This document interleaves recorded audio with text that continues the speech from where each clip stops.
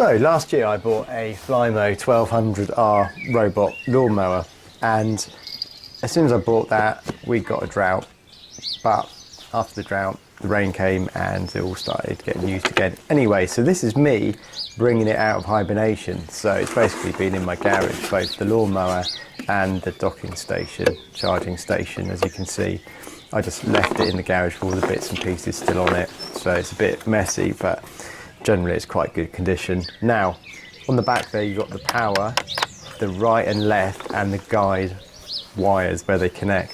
So under its old house I wrapped the wires in a bag, plastic bag, to keep them waterproof. So just looking underneath it, it is in a bit of a state, and I do have another video later on that is covering cleaning it up, removing the blades, giving them a sharpen, or replacing them if you want to just replace them, and other things to look out for. So as you can see, it is a bit dirty, but it's ready to run. This thing has done 195 hours work, so it can go out in wet weather, but I tend to just switch off the power to it in the shed, and that stops it activating. It's basically, obviously it's got a full charge, but if it can't see the perimeter wire, it won't go out and cut the grass. So it's quite a good way of doing things. As you can see, there's nearly a full charge. They recommend that you leave a full charge over winter, and my concerns were that the guide, not only the guide, but the perimeter wire had been broken over winter. You know, this goes all the way around the garden. It's quite a big area, so yeah, but luckily the wires were fine. What I did have trouble with was the guide and perimeter wires, connecting them. I think I got them the wrong way round, so quickly sorted that out to get it going again. But as you can see, wrapping them in a plastic dog poo bag works quite well. Kept them really dry, no rust or anything on the wire, so that was perfect. Just kept under the shelter over winter, and then yeah, tied up. So that's a good recommendation, that, for overwintering these things. So there you go. I'm just plugging in the cable, the mains cable there. It's all fairly simple stuff. I was going to leave out the base over winter, but I did read that you should take it in, and considering the amount of electrical bits and pieces inside it, I would not leave it outside over winter. Just take the whole thing in if you can. I expect there's people out there that just leave the whole lot outside, but you know, if it lasts a little bit longer, that's all good. So yeah, we're just getting the wires connected up there. I needed to move the kind of shelter bit, to move it, align it differently, because when it was parking it was kind of like rubbing against the legs, so you just need to kind of jiggle it all back into position. But it's quite nice that, you know, obviously the perimeter wire's all out there. That was all put down when I got it. That's all grown over now with grass, or most of it has. So each season all you need to do is get out there, probably use the robot one for the first cut. I just used a regular lawnmower to do the first cut rather than sending this out.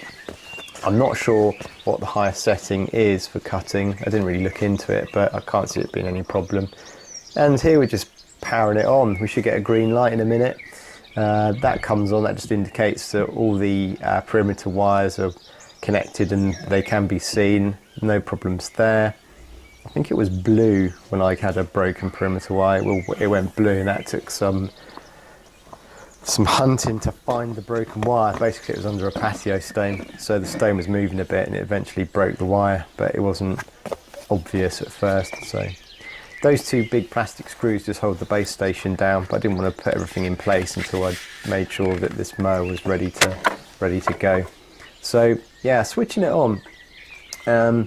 It's got working hours, so at the weekends it doesn't work, and I think it finishes at 4 o'clock weekdays. So, oh, there we go, outside working area. This was where I had the perimeter wire connected up incorrectly at the back. I think I had one perimeter wire connected to the guide and the guide to the perimeter, so yeah, it's all going a bit funny, but fairly easy to fix. So the funny thing is, remembering the menu system on this, it's pretty simple, but there's so many different menu systems on every different device these days. It's sort of like a little bit of a head scratcher, but yeah. So if you do send it out of its normal working hours on auto, it will just, the cutters don't turn, the cutting wheel doesn't turn. It's just moving around, basically looking to go back into the base. So you can override that by selecting the manual mode, which will kick in the cutter. So yeah, close hatch. The next start was it Wednesday, 11 o'clock in the morning? It's me bumbling through the menu. So it's basically the home key and then the arrow to right for man and then OK. So yeah, I did a review on this last year. So this is really a follow-up of getting the thing out after one season. And like I said earlier, I'm going to do another video on a little maintenance on it, which is pretty simple, but it will give you a better cut and better results. So yeah, but I was pleased that perimeter wire was all in one piece still and not broken, because like I say, that would have been quite a bit of a headache to sort out. So yeah, it's also remembering that you need to take things off the lawn, like dog balls, pegs, bits of twig, anything left on the lawn. Even washing, you've got to think about washing on a washing line. If it gets blown off and you're out, this thing will just run it over. I don't think it will stop on a t-shirt, so you might end up with some pretty interesting garments when you return if they've been blown off your washing line. So yeah, just coming down the garden now. Those stripes aren't done by this, obviously they've been done by another lawnmower when I did my first cut. So yeah, just running it down.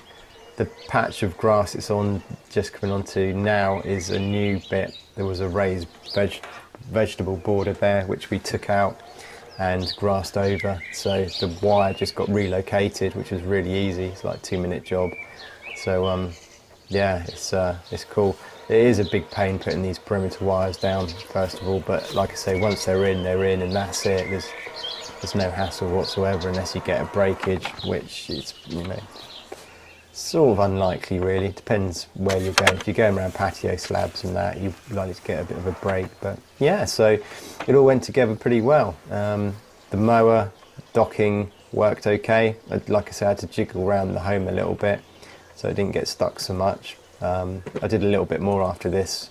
When it does the initial kind of pushback, it does another one and it sort of went a bit funny on this. So yeah, hope you like watching. Don't forget to rate, subscribe, and I'll see you on another one. Bye.